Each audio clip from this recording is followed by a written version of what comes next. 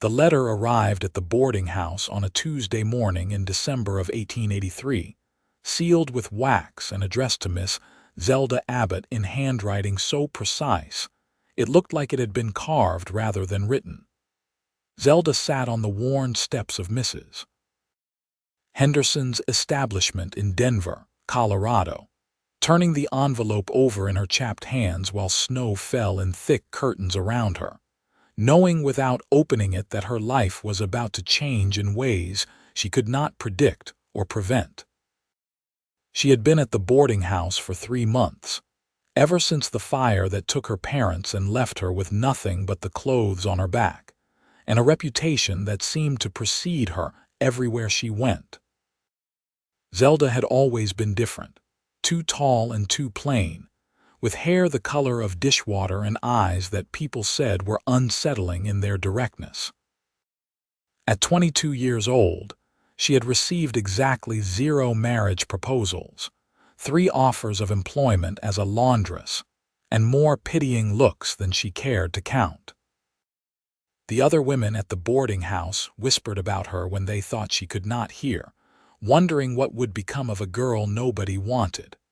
The letter was from a man named Nathan Quinlan, a name she had heard only once before, spoken in hushed tones by Mrs. Henderson and the territorial matchmaker, who sometimes visited the boarding house looking for women willing to become mail-order brides. Zelda broke the seal and read the contents slowly, her breath forming clouds in the frigid air. "Miss Abbott," the letter began, "I have been informed by Mrs. Gertrude Walsh that you are in need of a situation and willing to consider marriage to a man of good character and means.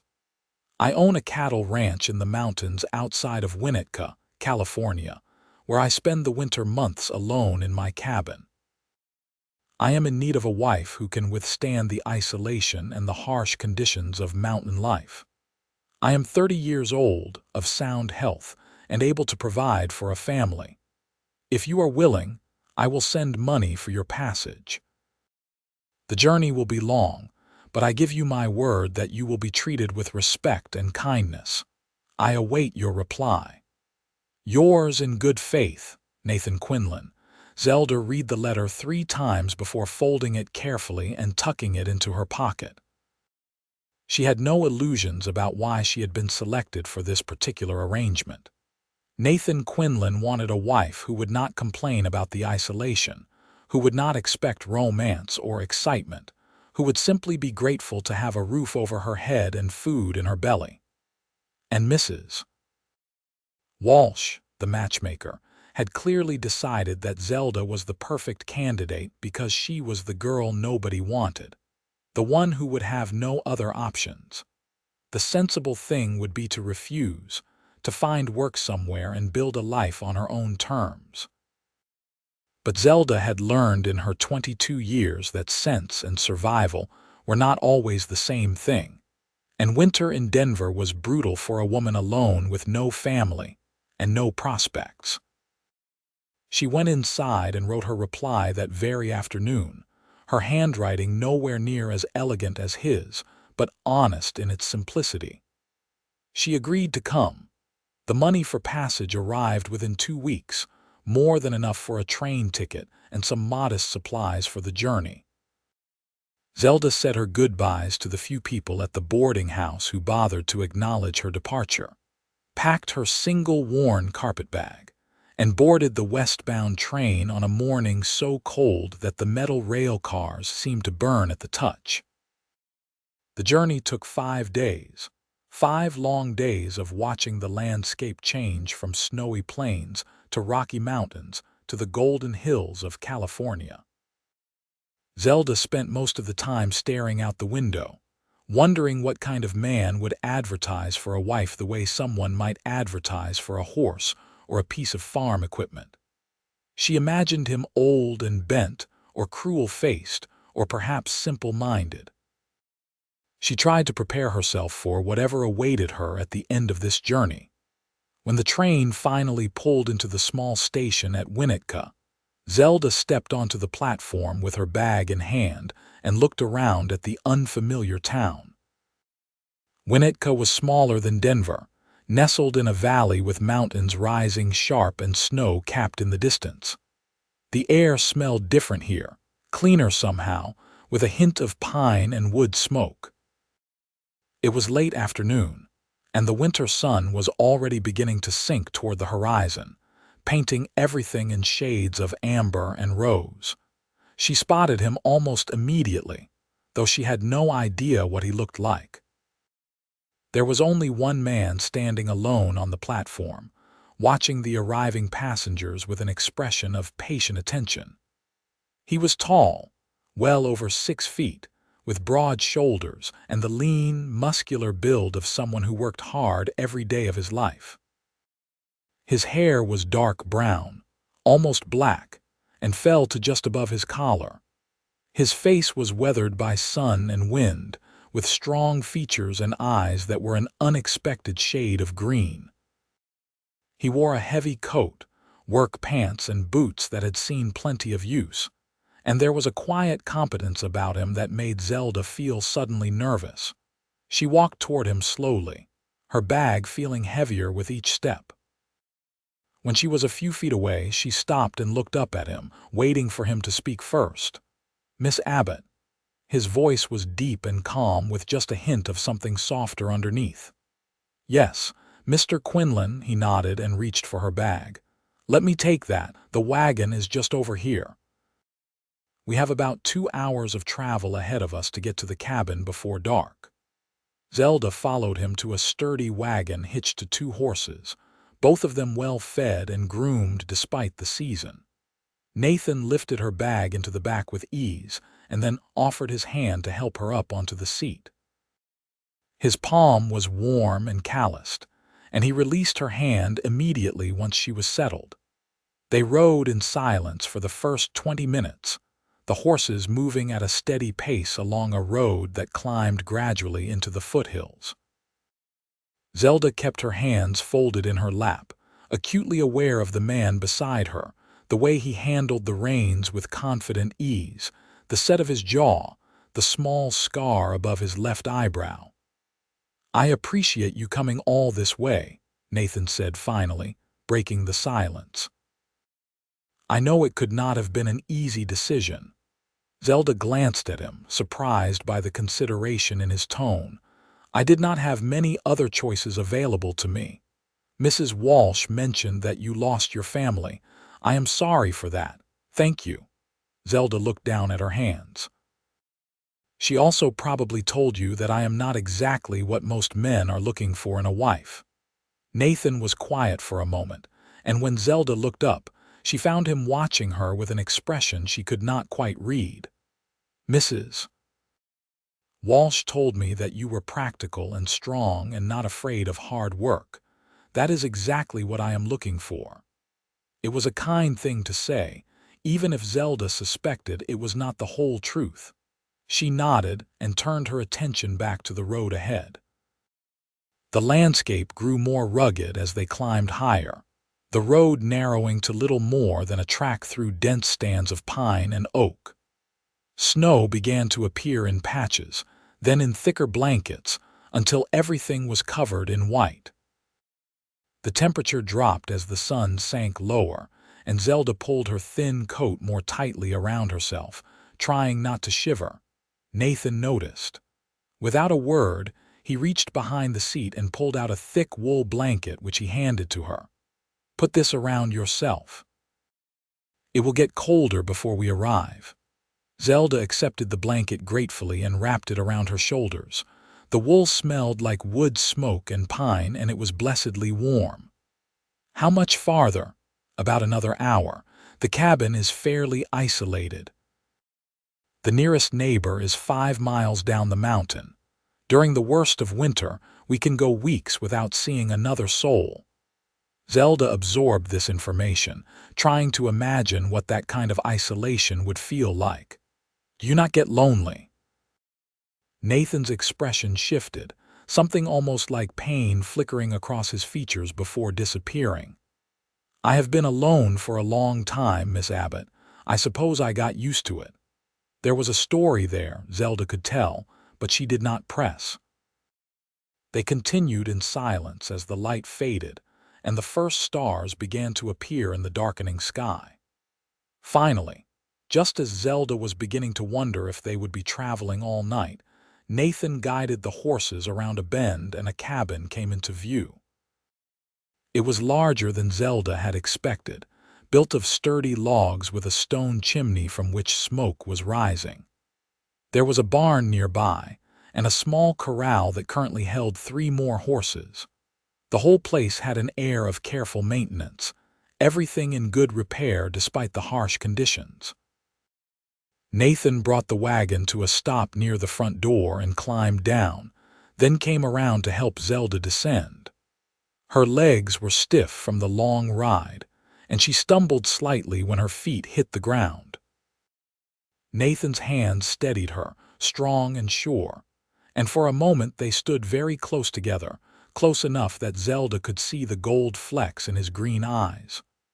"Welcome home," he said quietly, and then released her and went to retrieve her bag. The inside of the cabin was warm and surprisingly comfortable. There was a large main room with a stone fireplace, a sturdy table with 4 chairs, a cooking area with a good iron stove, and several well-made shelves filled with books and supplies. 2 doors led off the main room, presumably to bedrooms. Everything was clean and organized, nothing like what Zelda had expected from a bachelor's dwelling. Nathan set her bag down near one of the bedroom doors. "That will be your room. I will sleep in the other one. I want you to know that I will not pressure you into anything you are not ready for. We can take our time getting to know each other." Zelda stared at him, surprised once again. "We are to be married, are we not?" "Yes, but that does not mean I expect you to share my bed immediately. You have traveled a long way to be here, to marry a man you do not know. The least I can do is give you time to adjust." It was more consideration than Zelda had expected, more than she had hoped for. She nodded slowly. "Thank you. That is kind of you." Nathan shrugged, looking almost embarrassed. "I will make us some supper. You should rest and warm yourself by the fire." While Nathan worked at the stove, Zelda explored her new surroundings with cautious curiosity. The books on the shelves were an eclectic mix of practical manuals, classical literature, and poetry. There were also several journals filled with what appeared to be careful records of ranch operations and weather patterns. A chess set sat on a small side table, the pieces carved from dark and light wood. Everything spoke of a man who valued order and learning, who spent his isolated winters reading and thinking. Supper was simple but well prepared. Venison stew with vegetables, fresh bread that Nathan must have baked that morning, and strong coffee. They ate at the table, and this time the silence felt a little less awkward. Zelda found herself watching Nathan when she thought he was not looking, trying to understand this man who had sent for a wife but seemed in no hurry to claim one.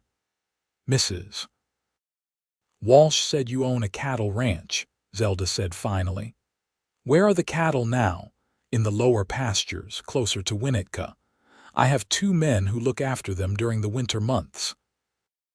I come up here to the cabin because I prefer the quiet, and because someone needs to keep watch over the property. In the spring, we drive the herd up into the high meadows for grazing. That is when the real work begins. And you do this alone. I hire on extra hands for the spring and summer. But yes, I manage the operation myself."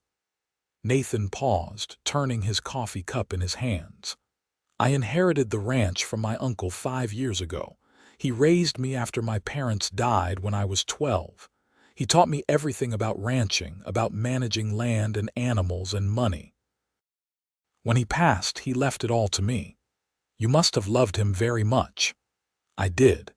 He was a good man, better than my own father in many ways. He never married, never had children of his own. I think he was lonely, though he never said so. I do not want to make the same mistake." Zelda understood then, at least partly. Nathan was not looking for romance or passion.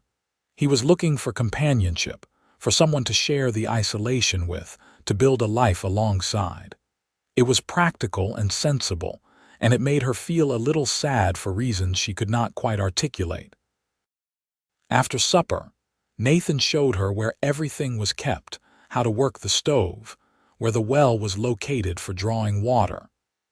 He moved around the cabin with easy familiarity, and Zelda tried to imagine herself becoming that comfortable here, making this place her home. When it was time to retire, Nathan banked the fire and lit a lamp for Zelda to take to her room. "If you need anything during the night, just call out. I am a light sleeper." Zelda took the lamp and opened the door to her room. It was small but cozy, with a bed covered in thick quilts, a dresser, and a small window that looked out into the dark forest. "Good night, Mr. Quinlan." "Nathan, please call me Nathan." "Good night, Nathan, and you should call me Zelda." He smiled at that, a real smile that transformed his serious face into something warmer and younger. "Good night, Zelda." She closed the door and set the lamp on the dresser, then sat on the edge of the bed and let out a long breath. The journey had been exhausting, and the day had been full of surprises. Nathan Quinlan was not what she had expected, not at all. He was handsome and kind and respectful, and Zelda could not understand why such a man would need to send away for a wife, why he could not find someone in Winnetka or one of the other towns nearby, unless there was something wrong with him, something she had not yet discovered. Or unless he was simply telling the truth, that he preferred the isolation and wanted a wife who could accept that. Zelda changed into her nightgown and slipped under the quilts, which were heavy and warm. She could hear Nathan moving around in the main room, the sound of his boots on the wooden floor, the quiet creak of his bedroom door opening and closing. Then silence, broken only by the wind in the pines and the occasional pop from the banked fire. She lay awake for a long time, thinking about the strange turn her life had taken, wondering if she had made the right choice. But eventually exhaustion won out, and she drifted into a deep, dreamless sleep. The next morning, Zelda woke to the smell of coffee and frying bacon. Pale winter sunlight was streaming through her window, and when she looked outside, she saw that fresh snow had fallen during the night, covering everything in a pristine white blanket. She dressed quickly in the cold room and emerged to find Nathan at the stove, cooking breakfast with the same calm competence he seemed to bring to everything. "Good morning," he said when he saw her. "I hope you slept well." "I did, thank you, better than I have in months." They ate breakfast together, and afterward Nathan asked if she would like to see the rest of the property. Zelda agreed, curious to explore her new home. Nathan bundled her into a coat that was too large for her but far warmer than her own thin one, and they stepped out into the brilliant white morning. He showed her the barn, which housed the horses and a milk cow, all of them healthy and well cared for. He showed her the chicken coop, currently empty but ready for spring. He pointed out the boundaries of the immediate property, the creek that ran nearby and provided fresh water year-round, the trails that led down the mountain to Winnetka and up into the higher elevations. As they walked, Nathan talked about the ranch, about his plans for the coming year, about the rhythms of the seasons in this place. Zelda listened and asked questions, and slowly she began to feel a spark of something that might have been hope. This place was beautiful in its wild isolation, and Nathan clearly loved it, cared for it with dedication and pride. "Why did you decide to marry now?" Zelda asked as they stood looking out over the valley below, the town of Winnetka visible as a small cluster of buildings in the distance. "You seem to have managed well enough on your own." Nathan was quiet for so long that Zelda thought he might not answer. Then he turned to look at her, his green eyes serious and searching. "Because I realized that managing is not the same as living." I am 30 years old and I have spent the last 5 years alone up here, telling myself that I preferred it that way. But the truth is, I was afraid. Afraid of what? Of caring about someone and losing them the way I lost my parents and my uncle, of letting someone close enough to hurt me. He paused, then added quietly, but I was also afraid of becoming old and bitter and completely alone, of realizing too late that I had wasted my life hiding from the possibility of pain. Zelda felt something shift inside her chest, a painful recognition. I understand that fear. Nathan's expression softened. I thought you might. Mrs. Walsh said you had been through some difficult times. My parents died in a house fire 6 months ago. I got out, but they did not. Everyone in town looked at me like I was cursed, like tragedy followed me. The other women avoided me, and the men looked right through me. I became the girl nobody wanted, the one people pitied but did not want to know. Zelda swallowed hard against the sudden tightness in her throat. When Mrs. Walsh told me about your letter, I almost refused. I did not want to be someone's last resort, someone's desperate solution. But then I thought, maybe desperate solutions are all I have left. Nathan reached out and took her hand, his fingers warm despite the cold air. You are not a desperate solution, Zelda. You are a brave woman who has survived loss and rejection and still had the courage to travel hundreds of miles to start a new life. I admire that. Zelda looked down at their joined hands, feeling the unfamiliar warmth of genuine human connection. Why did you really choose me, Mrs. Walsh must have had other women available, women who were prettier or more accomplished. Nathan's grip on her hand tightened slightly. Do you want the honest answer? Yes. Because when Mrs. Walsh described you, something in her words resonated with me. She said you were quiet and observant, that you did not complain or make demands, that you had a strength that was not immediately obvious but ran deep. She said you had been hurt but were not broken. I thought, that is the kind of person I could build a life with. Someone who understands that life is hard and painful sometimes, but still worth living. Zelda blinked back unexpected tears. It was the kindest thing anyone had said to her in longer than she could remember. I will try to be a good wife to you, Nathan. I will work hard and not complain about the isolation, I promise. I know you will, but Zelda, I want you to know something. Nathan turned to face her fully, still holding her hand. I did not bring you here just to cook and clean and help with chores. I brought you here because I was hoping to find someone I could care about, someone who might care about me in return. I know that cannot be forced or rushed, but I wanted you to know that is what I am hoping for.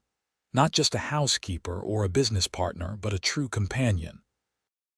Zelda's heart was beating fast, a strange mixture of fear and something that might have been hope. That is what I want too, I think. I have never had that before, so I am not sure I will know how to do it right. Nathan smiled, and once again Zelda was struck by how it transformed his face. Then we will figure it out together. Fair enough. Fair enough. They stood there for another moment, hands joined, looking out over the snowy valley. Then Nathan released her hand and they walked back to the cabin, the silence between them now comfortable and almost friendly. The days that followed fell into a rhythm. Nathan and Zelda worked together on the daily tasks required to keep the cabin functioning through the winter. They hauled water from the creek, tended the animals, chopped wood for the fire, cooked meals together. In the evenings, they sat by the fire and talked, sharing stories about their pasts, their hopes, their fears. Nathan taught Zelda to play chess, and she discovered she had a talent for strategy that surprised them both. She read aloud from his collection of books, while he worked on repairing tack or carving small wooden objects with patient precision. Slowly, carefully, they began to know each other. Zelda learned that Nathan had a quiet sense of humor that emerged when he was comfortable.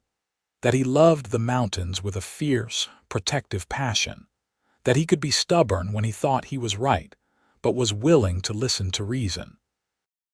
Nathan learned that Zelda was sharper and more opinionated than her quiet demeanor suggested, that she noticed small details others missed, that she had a gift for making even simple meals taste special with the limited supplies available. 2 weeks after Zelda's arrival, Nathan rode down to Winnetka and returned with a minister, a small, elderly man named Reverend Porter, who looked distinctly uncomfortable on horseback. The wedding was brief and simple, conducted in the main room of the cabin with no witnesses except the horses visible through the window. Zelda wore the best dress she owned, which was not saying much, and Nathan wore a clean shirt and his good boots. When Reverend Porter pronounced them married and told Nathan he could kiss his bride, Nathan leaned down and pressed a chaste, gentle kiss to Zelda's lips. It was her first kiss, and though it was brief, Zelda felt it all the way to her toes.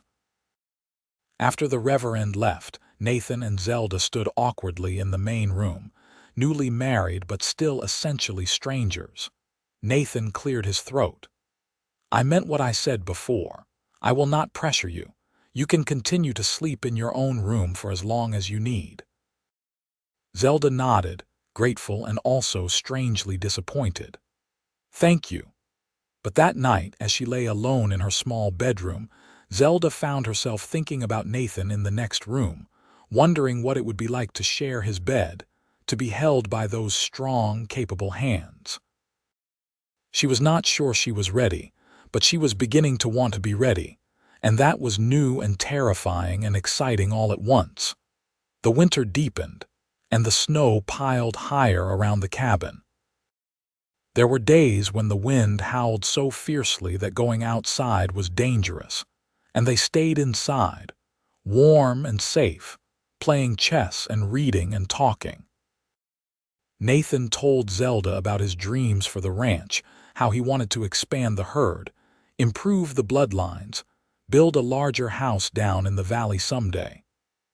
Zelda found herself caught up in his vision, offering suggestions, asking questions, imagining a future she had never dared to hope for. One evening in early January, about a month after the wedding, they were sitting by the fire after supper. Zelda was mending one of Nathan's shirts, and Nathan was reading from a volume of poetry. The fire crackled peacefully, and outside the wind whispered through the pines. "Nathan," Zelda said quietly, setting down her sewing. He looked up from the book. "Yes, can I ask you something personal?" "Of course." "Why have you never married before? I know you said you were afraid of losing someone, but surely there were women in Winnetka who would have been interested." "You are handsome and successful and kind. You could have had your pick." Nathan closed the book and set it aside, his expression turning serious. "There was someone once. Her name was Sarah. We grew up together, and I loved her from the time I was 15 years old. Everyone assumed we would marry eventually. But then my uncle got sick, and I had to spend all my time taking care of him and learning to run the ranch. Sarah grew tired of waiting. She married a merchant from San Francisco and moved away. I heard she died in childbirth 2 years later." "I am so sorry," Zelda said softly. "After that, I told myself I was better off alone. The few times women in town showed interest, I found reasons to push them away. I was polite but distant, and eventually they stopped trying. I became known as the hermit rancher, the strange man who preferred his cattle and his mountains to human company. But then you changed your mind. Yes, last fall, I was up here alone during an early snowstorm. I got sick, just a bad cold, nothing serious, but I was laid up in bed for 3 days with no one to help me, no one who would even know if I died up here. That was when I realized how foolish I had been, how I was throwing away my life because I was afraid to take a risk." Nathan looked directly at Zelda, his green eyes intense. So I wrote to Mrs. Walsh and asked her to help me find a wife. I told her I needed someone strong and practical, someone who would not mind the isolation, and she told me about you." Zelda felt her heart beating faster. "And are you glad she did? Be honest." Nathan stood up and crossed to where she sat. He knelt down beside her chair so they were at eye level. "I have wanted you always, Zelda. From the moment I saw you on that train platform, looking so brave and so scared at the same time, I knew then that Mrs. Walsh had chosen well, that you were exactly who I needed, and every day since, I have become more certain of that." Zelda stared at him, stunned. "You cannot mean that. We barely know each other." "I know enough. I know that you are strong and brave and kind. I know that you make me laugh when I have forgotten how. I know that I look forward to waking up every morning because it means another day with you. I know that I am falling in love with you, and I have been since the beginning." Tears spilled down Zelda's cheeks before she could stop them. "No one has ever said anything like that to me before. No one has ever wanted me before." Then they were all fools. Nathan reached up and gently wiped away her tears with his thumbs.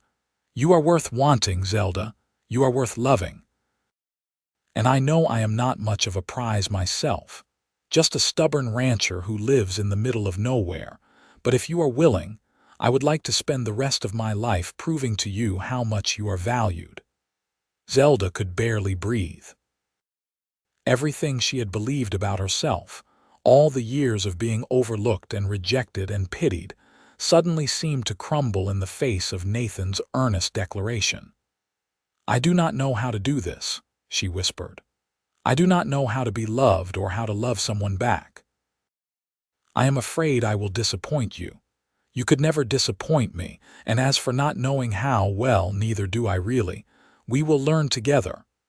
Nathan smiled, that wonderful, warm smile that made Zelda's heart skip. "What do you say? Are you willing to try?" Zelda looked at this man who had brought her to his mountain cabin, who had given her safety and kindness and now offered her love. She thought about all the reasons she should be cautious, all the ways this could go wrong. And then she thought about what Nathan had said about fear and risk and wasting your life hiding from the possibility of pain. "Yes," she said, her voice stronger than she expected. "I am willing to try. Because I think I am falling in love with you too, Nathan Quinlan, and that terrifies me, but it also makes me happier than I have been in a very long time." Nathan's smile widened into something that was almost joy. He stood and gently pulled Zelda to her feet, then wrapped his arms around her and held her close. Zelda rested her head against his chest and listened to the steady beat of his heart, feeling safe and wanted for the first time in her life.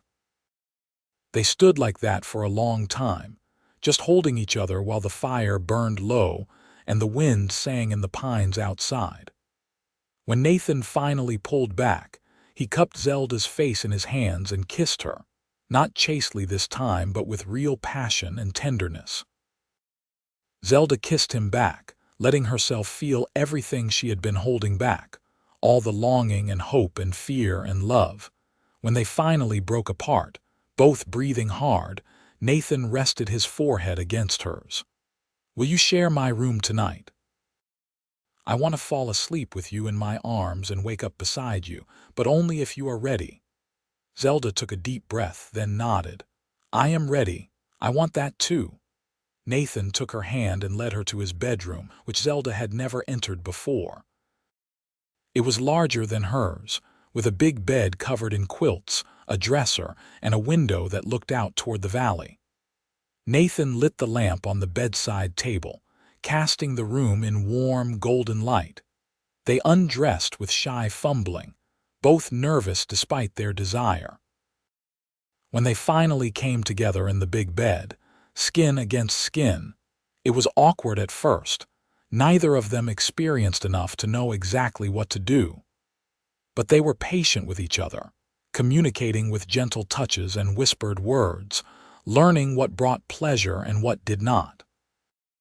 When Nathan finally made Zelda his wife in truth, there was pain, but there was also tenderness and care. Nathan held her afterward, stroking her hair and murmuring reassurances, and Zelda felt something shift deep inside her, some final wall crumbling. She was his now, and he was hers, and the knowledge filled her with a fierce protectiveness and joy. They made love twice more that night, each time better than the last, learning each other's bodies with increasing confidence. Between times, they talked and laughed and simply held each other, marveling at the strange and wonderful turn their lives had taken. When Zelda finally drifted off to sleep, curled against Nathan's warm body, she thought about how she had been sent to his winter cabin as the girl nobody wanted. But Nathan had wanted her, had been waiting for her without even knowing it, and that made all the difference in the world. The winter continued, but now Zelda and Nathan faced it together in every sense. They fell into new rhythms, waking tangled together in the big bed, working side by side during the day, spending long evenings talking and making love and building the foundation of their life together. The isolation that might have been unbearable alone became precious to them, a cocoon in which their love could grow without outside interference or judgment. In late February, a warm spell melted some of the snow and made the road down to Winnetka passable. Nathan suggested they go into town for supplies, and so Zelda could meet some of the townspeople. Zelda agreed, curious to see more of the place that was now her home. Winnetka was a small but thriving town, with a main street lined with shops and businesses, a church, a schoolhouse, and several saloons. People stared at Zelda and Nathan as they drove the wagon down the street, clearly curious about the hermit rancher's new wife. They stopped at the general store, and the proprietor, a round-faced man named Mr. Jenkins, greeted Nathan with surprised pleasure. "Nathan Quinlan, heard you got yourself hitched. About time, too, and this must be the missus." "This is my wife, Zelda," Nathan said, his hand at the small of her back, warm and protective. Mr. Jenkins shook Zelda's hand enthusiastically. "Pleasure to meet you, Mrs. Quinlan. Hope you are settling in all right up at that cabin. It can be pretty isolated up there." "I am settling in very well, thank you," Zelda said, and meant it. They spent an hour in the general store, selecting supplies and chatting with the various townspeople who came in. Zelda noticed that several of the women looked at her with barely concealed curiosity, whispering to each other behind their hands. But Nathan seemed oblivious to the gossip, treating Zelda with open affection and respect that made it clear he valued his new wife. As they were loading their purchases into the wagon, a woman approached them. She was beautiful, with blonde hair and blue eyes and a fashionable dress that must have cost a fortune. "Nathan," she said, her voice cool and assessing, "I heard you got married. I had to see for myself." Nathan's expression became guarded. "Zelda, this is Mrs. Margaret Hastings. Margaret, my wife, Zelda." Margaret looked Zelda up and down, her gaze dismissive. "How charming. I suppose congratulations are in order." "Thank you," Zelda said evenly, refusing to be intimidated. Margaret turned her attention back to Nathan. "I must say, Nathan, I am surprised. I always thought when you finally decided to marry, you would choose someone a bit more suitable. But I suppose when one lives in isolation, one cannot be too picky." Zelda felt the blood drain from her face, the old shame and pain rising up. But before she could respond, Nathan stepped forward, his expression thunderous. "Mrs. Hastings, I suggest you keep your opinions to yourself.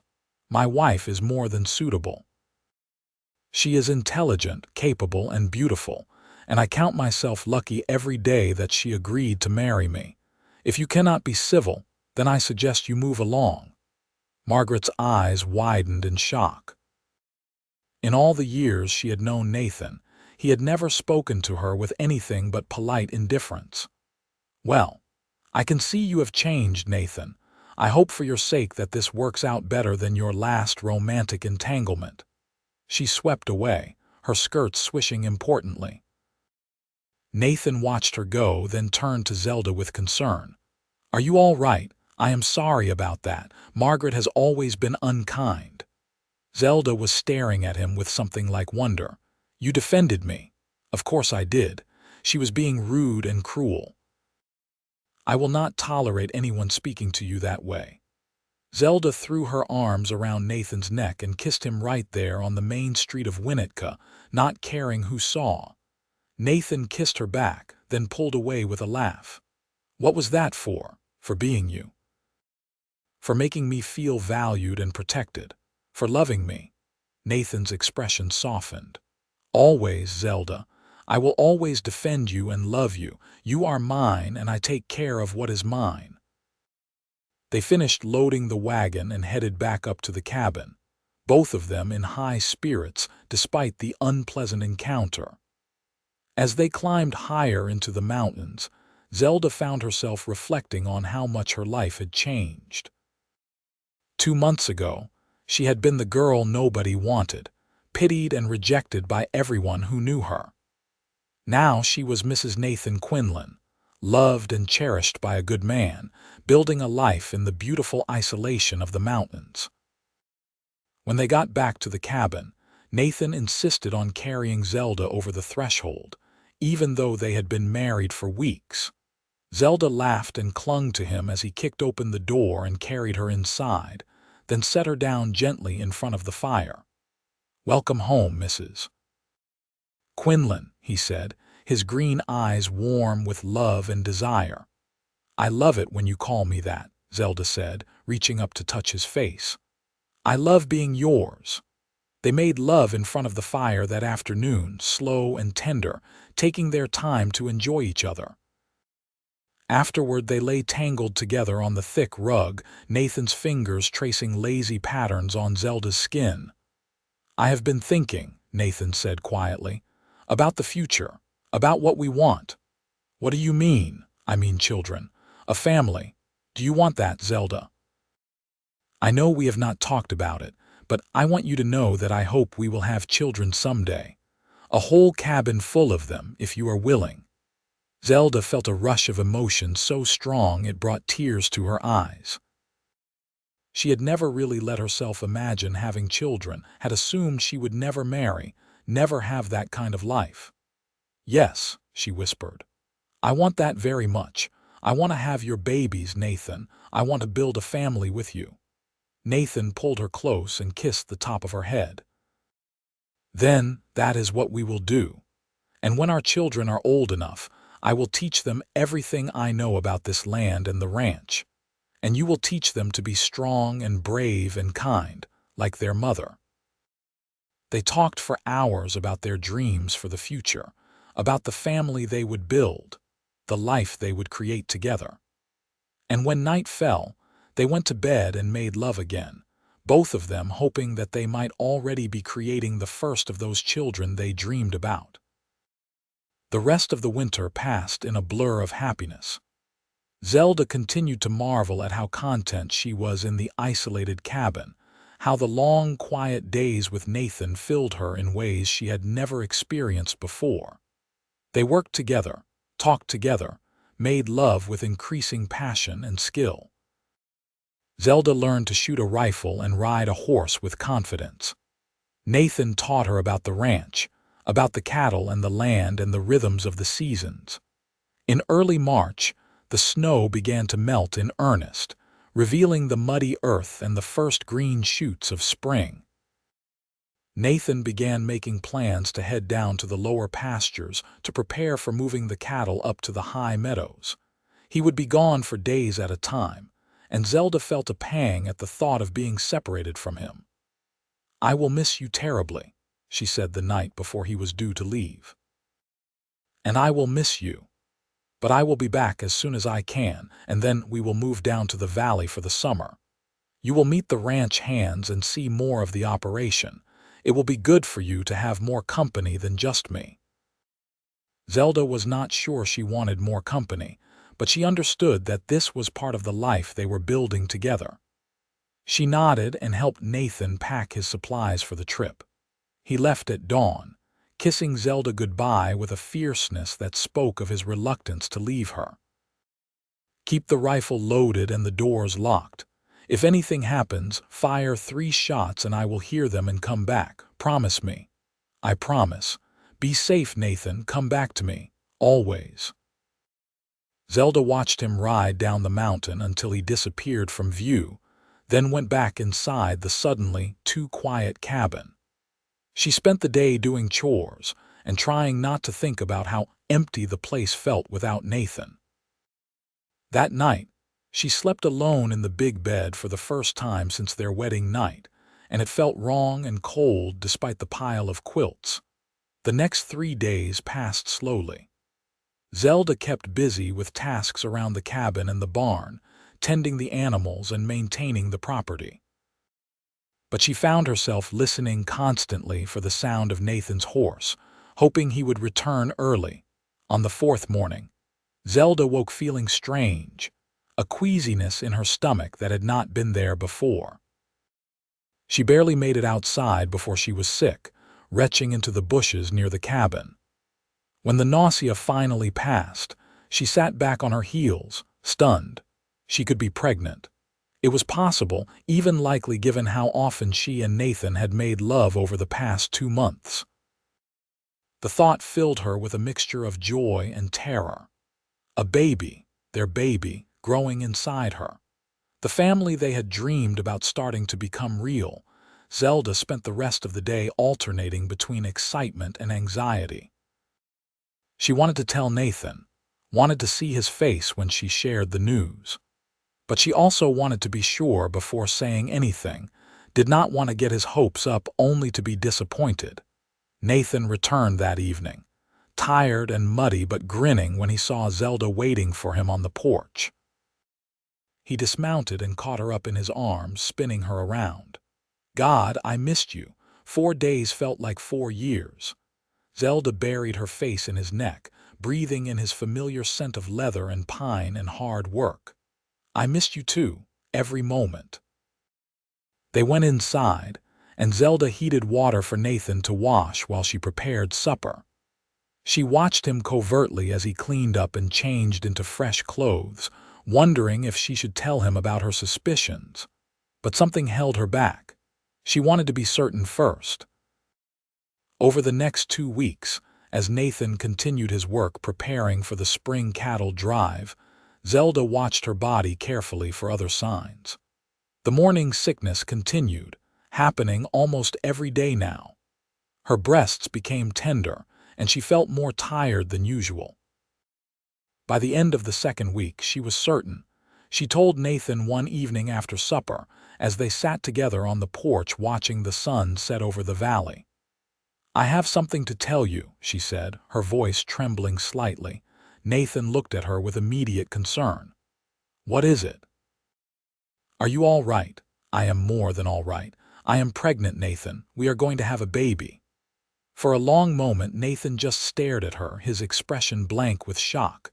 Then a slow smile spread across his face, growing wider until he was grinning like a fool. "A baby, are you sure?" "I am sure. All the signs are there. I think it happened sometime in January or February, so the baby should come in late fall, maybe October or November." Nathan let out a whoop of joy and picked Zelda up, spinning her around just as he had when he returned from his trip. "We are going to have a baby. Zelda, this is the best news I have ever received. You have made me the happiest man alive." Zelda laughed and clung to him, sharing his joy. When he finally set her down, he immediately became solicitous, fussing over her and insisting she sit down and rest. "You should not be doing heavy work anymore. I will hire someone to help around the cabin, or we can move down to the valley early where there are more people to assist you." "Nathan, I am pregnant, not dying. I can still do most of my normal tasks, but I appreciate your concern." They talked late into the night about the baby, about names and plans, and how they would need to prepare. Nathan was already making lists of things to build: a cradle and a rocking chair and shelves for baby clothes. Zelda watched him with a full heart, marveling at how this man who had been alone for so long was now so eager to become a father. In late April, they moved down to the valley as planned. Nathan's ranch in the lower elevations was more substantial than the winter cabin, with a real house, a large barn, several outbuildings, and corrals for the cattle. The two ranch hands Nathan had mentioned, a grizzled older man named Charlie and a younger fellow named Tom, greeted them with respectful curiosity. "This is my wife, Zelda," Nathan said, his arm around her waist. "She's going to be living here with us from now on. I expect you to treat her with the same respect you would show me." Charlie and Tom both nodded, tipping their hats to Zelda. "Yes, sir. Pleased to meet you, madam." Zelda liked them immediately. They were polite but not overly familiar, and they clearly respected Nathan and the work he was doing with the ranch. Over the coming weeks, she got to know them better as they all worked together to prepare for the spring cattle drive. Nathan hired on 3 more hands for the drive, young cowboys looking for work and adventure. With the expanded crew, the ranch felt lively and busy, a stark contrast to the quiet isolation of the winter cabin. Zelda found she enjoyed the company, the sound of voices and laughter, the sense of community. But she also treasured the evenings when it was just her and Nathan again, sitting on the porch of their house, his hand resting gently on her growing belly as they talked about their future. The baby began to move in early June, little flutters that grew stronger as the weeks passed. Nathan was fascinated, spending long minutes with his hand on Zelda's stomach, waiting to feel the kicks. The cattle drive went well, with Nathan and his crew successfully moving the herd up to the high meadows for the summer grazing. Zelda stayed at the ranch house, managing the domestic side of things and keeping everything running smoothly. She found she had a talent for organization and management, keeping track of supplies and schedules with the same attention to detail Nathan brought to his ranching. In July, Nathan took Zelda back up to the winter cabin for a week, just the two of them. They spent long, lazy days enjoying the cooler mountain air and the privacy, making love and talking and simply being together. It was their last chance for real solitude before the baby came, and they both treasured it. "I love you so much," Nathan said one night as they lay together in the big bed, Zelda's swollen belly pressed against his side. "Sometimes I still cannot believe how lucky I am that you agreed to come here to marry me, to build this life with me." "I am the lucky one," Zelda said softly. "You saved me, Nathan. You gave me a home and a purpose and love when I thought I would never have any of those things. You made me feel wanted for the first time in my life. You are wanted, you are loved, and you always will be for the rest of our lives." They returned to the valley in early August, and Zelda spent the rest of the summer preparing for the baby's arrival. She made tiny clothes and blankets, washed and rewashed everything until it was soft and perfect. Nathan finished the cradle he had been building and set it up next to their bed, carefully sanding every surface until it was smooth as silk. In late September, Zelda began to feel the first twinges of labor. Nathan immediately sent Tom to fetch the midwife from Winnetka, a capable woman named Mrs. Brown, who had delivered half the babies in the valley. While they waited for her arrival, Nathan stayed with Zelda, holding her hand and trying to hide his worry. The labor was long and difficult, lasting through the night and into the next day. Zelda had never experienced such pain, and there were moments when she thought she could not bear it. But Nathan stayed with her the entire time, speaking words of encouragement, wiping her face with cool cloths, letting her grip his hand hard enough to leave bruises. Finally, in the early afternoon of October 1st, their son was born. He came into the world squalling lustily, his tiny face red and wrinkled and beautiful. Mrs. Brown cleaned him up and placed him in Zelda's arms, and Zelda looked down at the small miracle they had created, tears streaming down her face. "He is perfect," she whispered. "Nathan, look at him. He is perfect." Nathan was crying too, unashamed tears of joy running down his weathered face as he looked at his wife and son. "He is beautiful.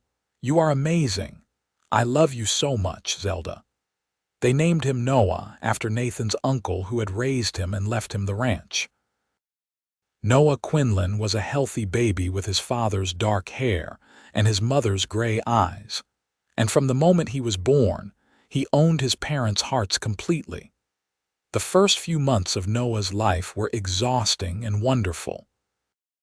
Zelda and Nathan took turns walking him when he cried at night, marveling at every small development, every smile and coo.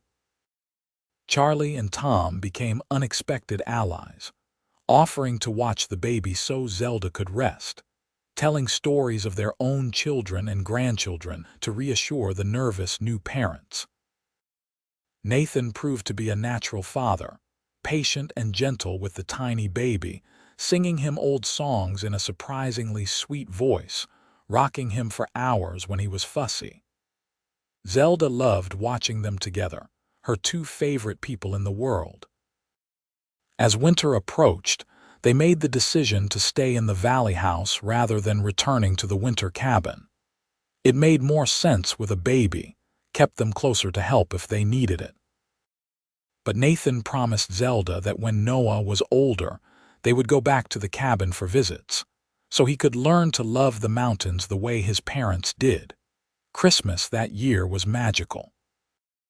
Nathan went into Winnetka and came back with a small pine tree, which they decorated with strings of popcorn and paper ornaments. Noah was too young to understand what was happening, but he seemed fascinated by the candles they lit on Christmas Eve, his eyes wide and wondering. "This is what I always wanted," Nathan said that night as they sat together by the tree, Noah sleeping peacefully in Zelda's arms. "A family, a home, people to love and who love me back. Thank you for giving me this, Zelda. Thank you for taking a chance on a lonely cowboy." "Thank you for wanting me," Zelda said, leaning her head on his shoulder. "For seeing something worth loving when everyone else saw only the girl nobody wanted. You changed my life, Nathan Quinlan. And you changed mine." The years that followed were full and rich. Noah grew from a baby into a curious, energetic toddler who loved following his father around the ranch, trying to imitate everything Nathan did. When he was 3, Zelda became pregnant again, and this time the pregnancy was easier, her body knowing what to expect.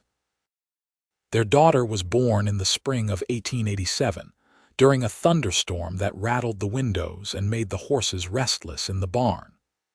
She was smaller than Noah had been, with blonde hair that darkened to brown as she grew and green eyes exactly like Nathan's. They named her Nora, and she was as calm and peaceful as her brother had been active and loud. With 2 children, the house was constantly busy and noisy, but Zelda and Nathan thrived on it. They were patient parents, firm but loving, teaching their children about hard work and kindness and the beauty of the land they called home. When Noah was 5 and Nora was 2, they finally made the trip back to the winter cabin. Nathan had kept it maintained over the years, going up occasionally to make sure everything was in good repair. Now he wanted to share it with his children, to show them where he and Zelda had first fallen in love. The cabin seemed smaller than Zelda remembered, but just as beautiful. They spent a week there, and Zelda told Noah stories about the winter when she had first arrived, how nervous she had been, how kind his father had been from the very first moment. "Papa loved you right away?" Noah asked, his eyes wide. Zelda looked at Nathan, who was holding a sleeping Nora in his arms and watching his family with an expression of complete contentment. "Yes," she said. "He told me he had wanted me always, from the moment he saw me, and I learned to love him too very quickly." "I am going to love my wife like that when I grow up," Noah announced seriously. "Just like Papa loves you," Nathan laughed. "That is all I could hope for, son. To love someone well, to build a life together, to create something worth having, that is the best kind of legacy." That night, after the children were asleep, Nathan and Zelda sat on the porch of the cabin, looking out at the stars scattered across the dark sky. The air was cool and clear, scented with pine and the promise of summer. "You ever regret it?" Nathan asked quietly. "Coming here, marrying me, choosing this isolated life?" Zelda turned to look at him, this man who had given her everything she had ever wanted and so much more. "Never. Not for a single moment. This life, this place, our children, you, this is everything I ever dreamed of and more than I thought possible. I love you, Nathan Quinlan. I have loved you from that first winter, and I will love you until my last breath."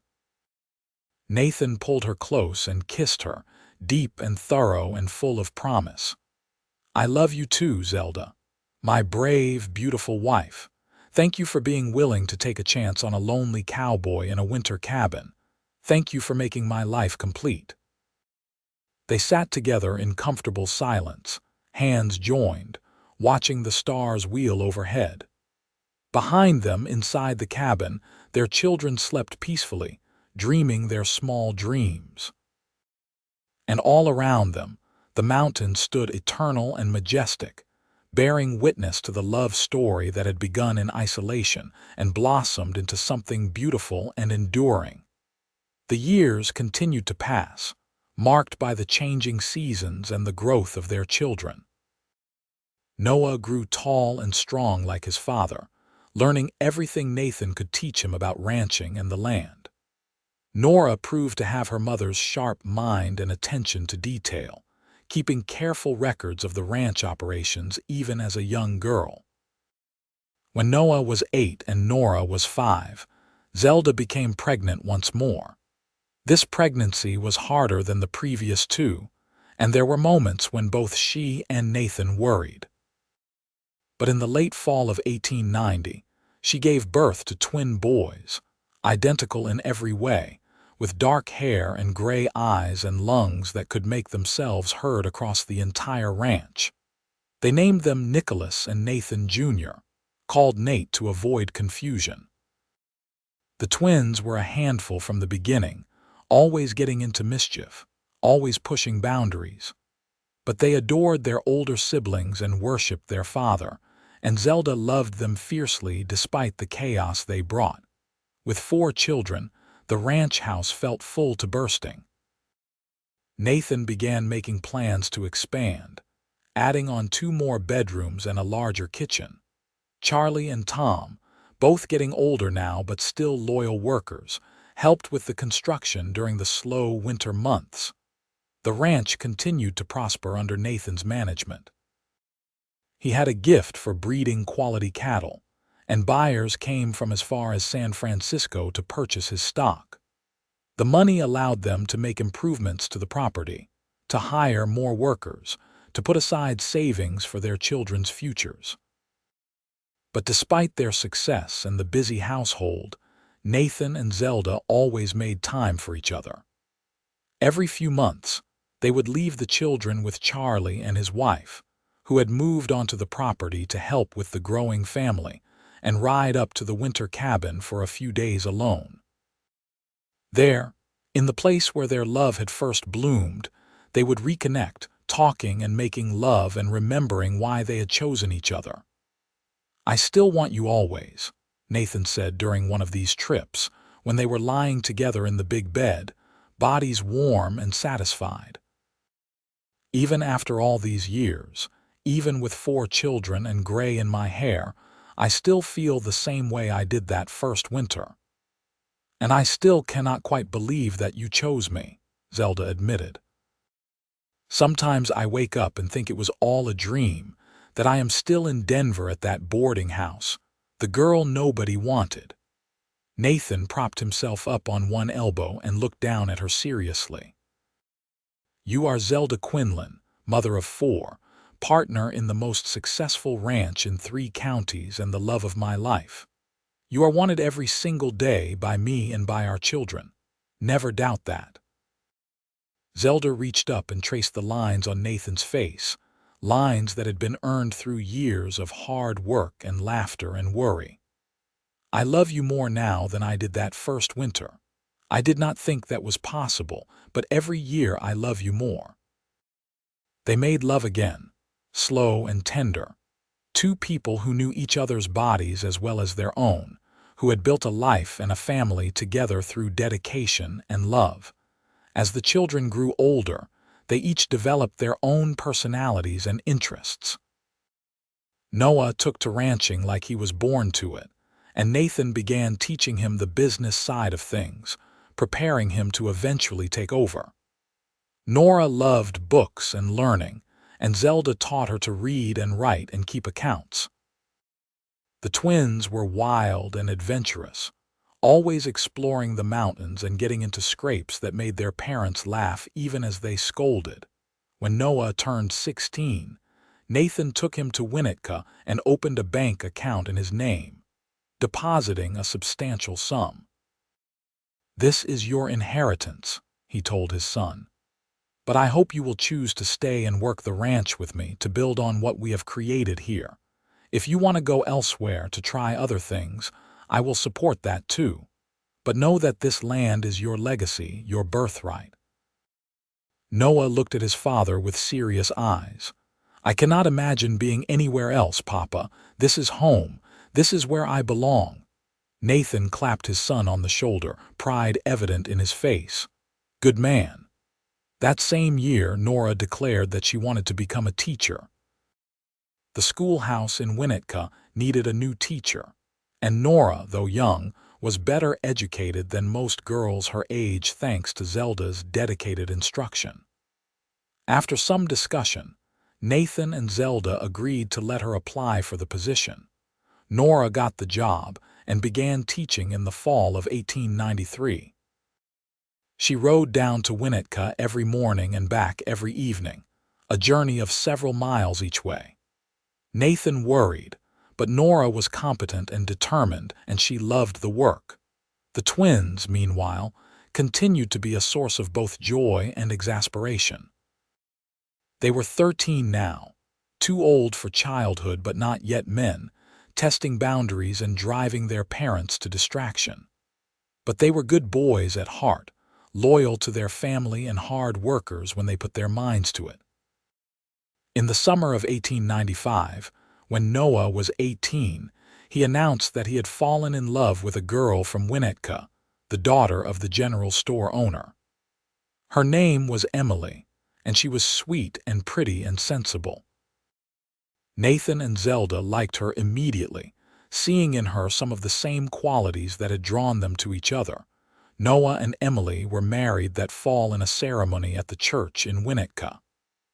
Half the town attended, wanting to celebrate the wedding of Nathan Quinlan's eldest son. Zelda cried through the entire ceremony, overcome with emotion at seeing her baby boy grown and starting his own family.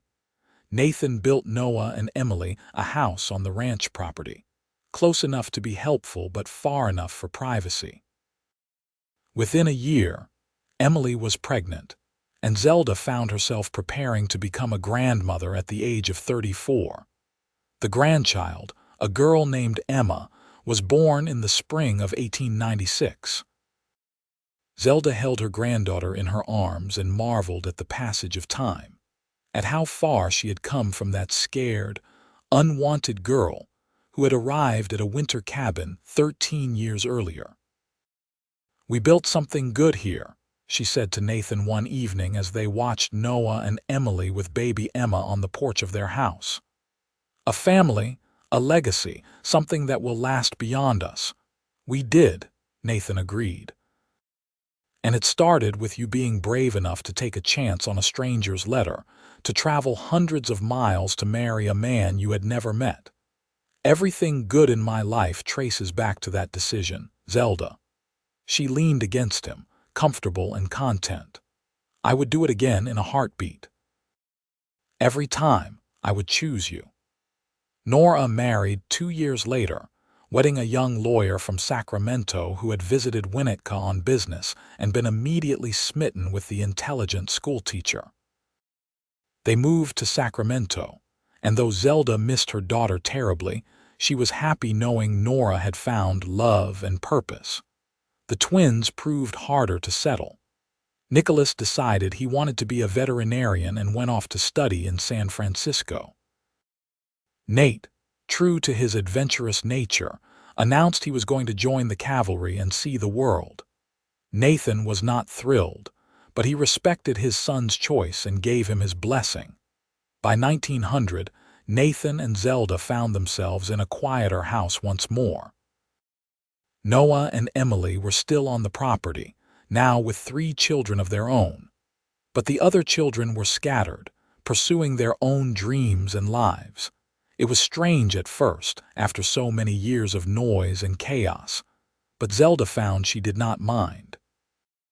She was 47 now, Nathan was 48, and they had earned some peace and quiet.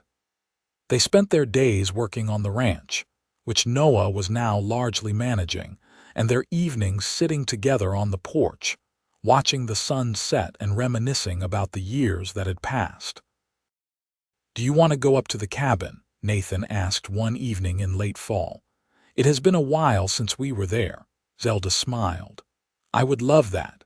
They made the journey the next week, riding horses up the now familiar trail. The cabin stood as solid as ever, weathered but strong. Nathan had continued to maintain it over the years, unable to let go of the place that held so many precious memories. Inside, everything was as they remembered. The furniture they had sat in during that first winter, the bed where they had first made love, the fireplace where they had warmed themselves and talked for hours. "I want to be buried here," Nathan said suddenly as they stood looking around the main room. "When my time comes, I want to rest in these mountains, in this place where I found happiness." Zelda took his hand. "Then that is where we will both rest. Together, always." They spent 3 days at the cabin, just the two of them, reliving memories and creating new ones. They made love with the passion of people who had been together for decades and still desired each other. They talked about their children and grandchildren, about the ranch, about hopes for the future. On the last night, they sat outside under the stars, wrapped in blankets against the November cold. The sky was brilliantly clear, stars scattered like diamonds across black velvet. "If I could go back," Nathan said quietly, "back to that day when I wrote the letter to Mrs. Walsh, would I do anything differently? And the answer is no. Everything I did led me to you, to our children, to this life. I would not change a single thing." "I feel the same way," Zelda said. "Even the hard parts, the pain and the fear, all of it was worth it to end up here with you." They sat in silence, holding hands, feeling the weight and the wonder of the life they had built together. And when they finally went inside, Nathan paused at the door and looked back at Zelda, his eyes full of love. "I wanted you always," he said. "From the first moment and every moment since. That has never changed and never will." "I know," Zelda said, smiling through sudden tears. "And I have wanted you too, even when I did not know how to say it. You are my home, Nathan. You always have been." They went inside and made love one more time in the cabin where it had all begun, two people who had taken a chance on each other and built something beautiful and lasting. The years continued to flow like water, bringing changes and challenges and joys. Nathan and Zelda grew older, their hair turning gray, their bodies slowing down. But their love never diminished, never faded.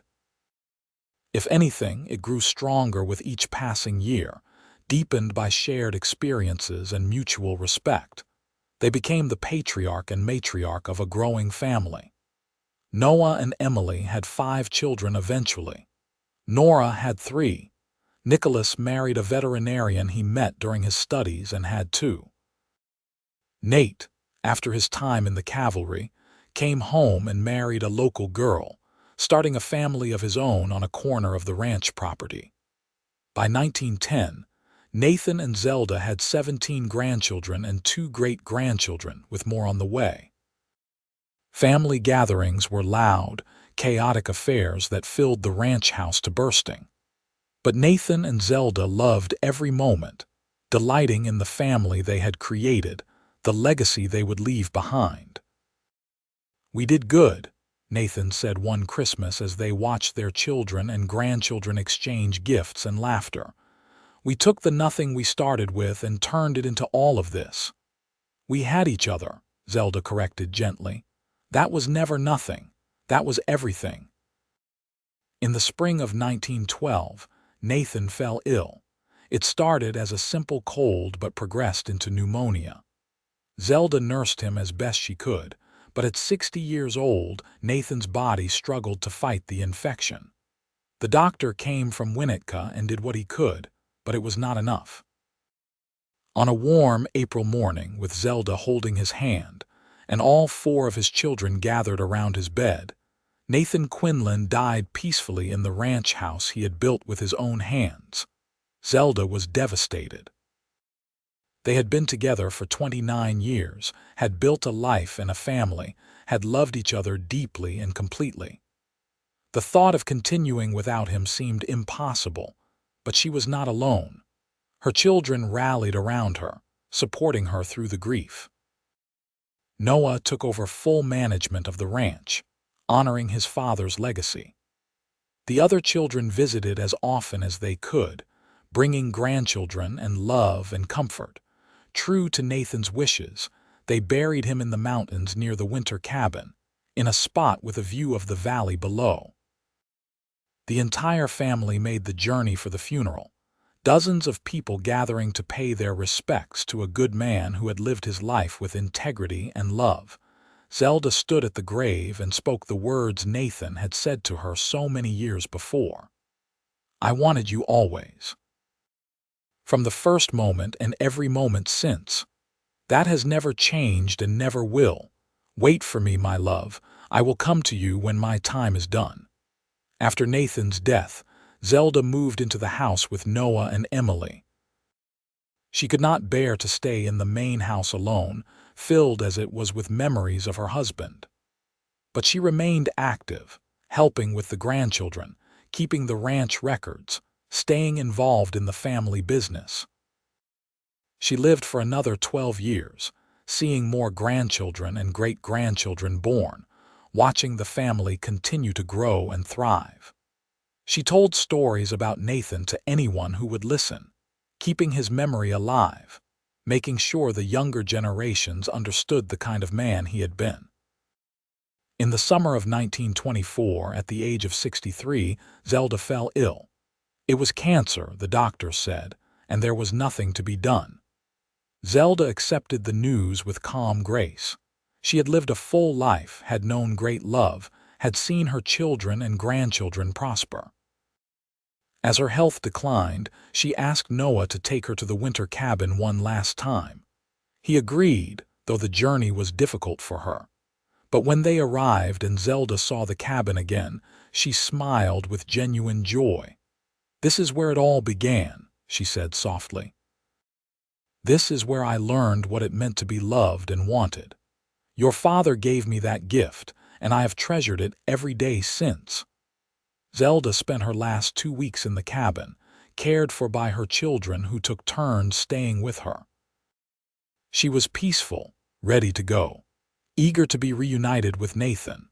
On a clear August morning, with sunlight streaming through the cabin windows and her 4 children holding her hands, Zelda Abbott Quinlan died quietly, a smile on her face. They buried her next to Nathan in the mountains, just as she had requested. The headstone read, "Zelda Quinlan, beloved wife and mother, She was wanted always. The family gathered at the grave, 3 generations strong, all of them descendants of the girl nobody wanted and the lonely cowboy who had chosen to love her. They told stories and shared memories, honoring the legacy of love and family that Nathan and Zelda had created. Noah stood at the graves of his parents and felt the weight of gratitude and grief. His father had taught him how to be a good man, a good husband, a good father. His mother had shown him the importance of kindness and strength and resilience. Together, they had built something that would endure long after they were gone. The winter cabin stood for many more decades, maintained by the Quinlan family as a memorial to Nathan and Zelda. It became a place of pilgrimage for the descendants, a reminder of where the family story had truly begun. Couples getting married would spend their first night there, honoring the tradition of love that had started in that isolated mountain cabin so many years before. And on quiet winter nights, when the snow fell soft and thick, and the wind whispered through the pines, some said you could still feel the presence of 2 souls who had found each other against all odds, who had built a love story for the ages. The girl nobody wanted and the cowboy who had wanted her always, together forever in the mountains they had loved, their legacy living on in the family they had created and the love they had shared. Their story became legend in Winnetka and the surrounding valleys, passed down through generations. It was told as an example of how love could bloom in the most unexpected places, how 2 lonely people could find each other and build something beautiful. It reminded people that being wanted, truly wanted, was one of the greatest gifts one person could give another. The ranch continued to prosper under the management of Nathan and Zelda's descendants, growing into one of the most successful operations in California. But it was never just about business or profit. It was about family, about legacy, about honoring the 2 people who had started it all with nothing more than a letter, a leap of faith, and a willingness to love. And in the end, that was the true measure of Nathan and Zelda's lives. Not the land they had owned, or the cattle they had raised, or the money they had made, but the love they had shared and the family they had created. They had taken their pain and their loneliness and their fear and transformed it into something beautiful and enduring. They had proven that everyone is wanted by someone, that love can be found in the most unexpected places, that taking a chance on another person can lead to the greatest rewards imaginable. Their story was one of hope and courage and the transformative power of love. And it all began on a winter day in 1883, when a girl nobody wanted arrived at a mountain cabin, and a cowboy looked at her and said, "I have wanted you always."